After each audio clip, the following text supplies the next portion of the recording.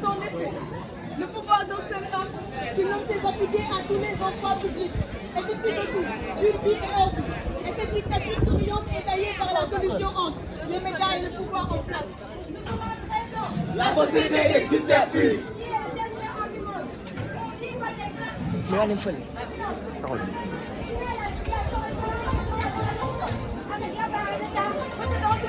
Parle au nom du peuple, Agir au nom du peuple. s'enrichir par le peuple, magnifier au par vous vis-à-vis du peuple, Pouvoir utiliser le peuple. sans pour autant que le peuple Se rend compte qu'il fait l'objet de nos boucliers. un parlement, quel est le peuple aux yeux des gouvernants. Se corser de faire légitimer par un système représentatif posé par la constitution de la vraie république qui verrouille la démocratie en privilégiant l'élection majeure du président. Le suffrage universel, considéré à lui tout seul et agissant dans une société fondée sur l'inégalité, ne sera qu'une leurre. Il ne sera jamais connu de mensonge.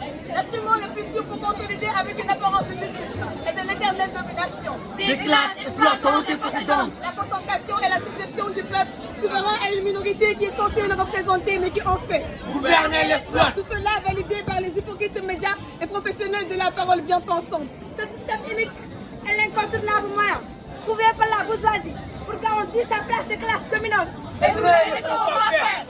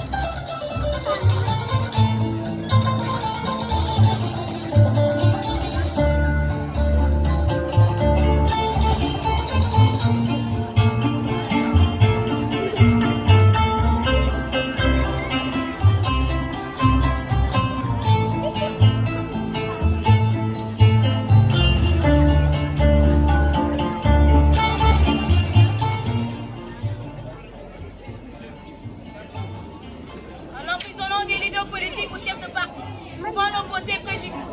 Nos patriotes ne pas de ces plus droits citoyens. En dénonçant les pertes de la société. Un journaliste qui dans l'éthique et la déontologie, publie en puissant article pour aider les citoyens notamment à son encontre. On ne peut plus pas baser. Sur le mensonge et le profit. Égalité des chances pour tous les citoyens devant l'emploi, la santé, l'éducation, le logement, la liberté et la joie sont devenus une utopie. Une vraie utopie. Les gens s'en fichent pour cause de népotisme. Le clientisme et le clientélisme sont les vrais problèmes du gouvernement. Du régime au pouvoir. Malgré toute cette oppression et les crises qu'on a à subir, notre gouvernement n'a pas fait de la réconciliation nationale sa priorité. Et c'est vraiment pitoyable. Notre démocratie, nos rêves, notre liberté, les injustices, Multipliés, anéanties sans pitié. C'est nous qui perdons. après avoir gagné, quand est-ce que ça finira?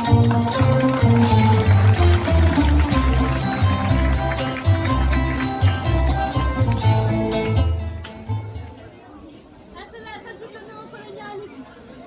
Les pays colonisateurs sont jusqu'à la présence dans nos États et continuent leurs interventions en dépit de notre indépendance.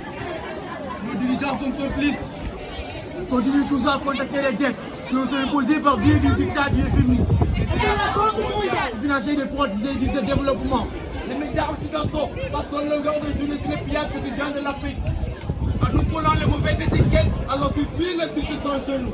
Quelle honte! Il me semble que la plupart de nos dirigeants ne voient pas, ou ne s'aperçoivent pas de la gravité de la coopération que nous menions avec les Occidentaux. Bien que oui, c'est tout simplement que nos dirigeants ne voient que leur propre intérêt au détriment de l'intérêt collectif. Triste vérité. Un blanc, quel qu'il soit, ne vient jamais en Afrique pour nous apporter son aide, mais plutôt pour que nous lui apportons la nôtre. Évidemment, parce que l'aide au développement, Le temps et la vie sociétaire, Les coopérations militaires internationales la couverture de sécurité territoriale, les dossiers économiques et que sais-je encore. ne sont que verbiage. Depuis l'apparition des concepts France-Afrique, Ce monde gêne car nous sommes en fait de la mafia organisée au profit des les Occidentaux. Une autre stratégie des Occidentaux est qu'ils produisent beaucoup et qu'ils n'arrivent pas à en consommer. Prenons l'exemple de la fabrication des armes en Afrique. Nous n'en avons pas besoin, mais pour que nous en sortons. Ils font tout pour trouver les mécanismes de nous pousser à acheter les armes. C'est ici qu'il crée des guerres. On brûle les justices. On brûle bien au Rwanda. Au Niger, la révolution touareg. Au Mali, elle. Un peu partout dans les pays africains. L'Angola, il est le sujet le plus illustratif du journal de l'Occidental. Chez eux, il n'y a pas de guerre. Le pays est qu'il est militaire pour pas défouler cet arsenal. Voilà comment fonctionne l'Occident. Afrique, réveille-toi. Africain, réveillons-nous.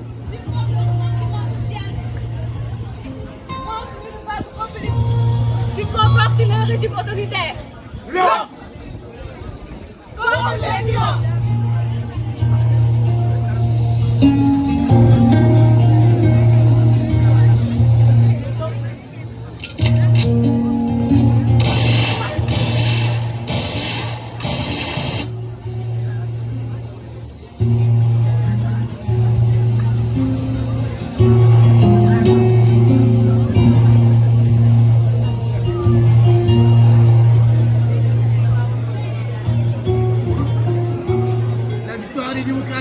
A été plus qu'un épisode d'un destin inexorable.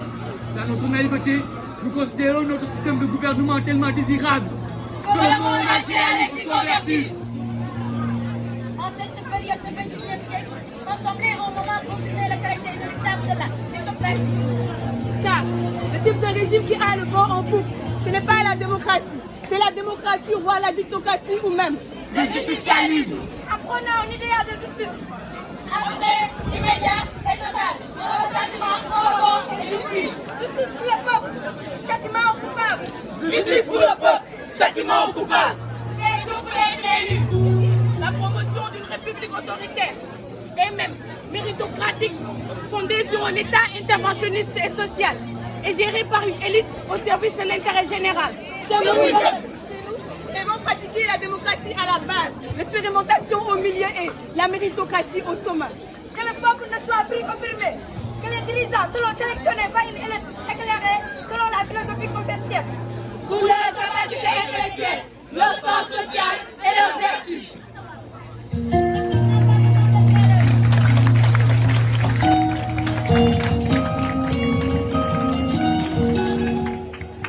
L'Afrique n'a pas besoin de terreur, Ni de guerre civile, ni de scandale, ni de conflits religieux, ni de former. L'institution force, l'union fait la force. Le mépris, la fraternité et la mort. Et l'Africain a besoin de liberté. Pour pouvoir persévérer, sans pour autant que du sang ne soit coulé. Pour mettre les dégâts causés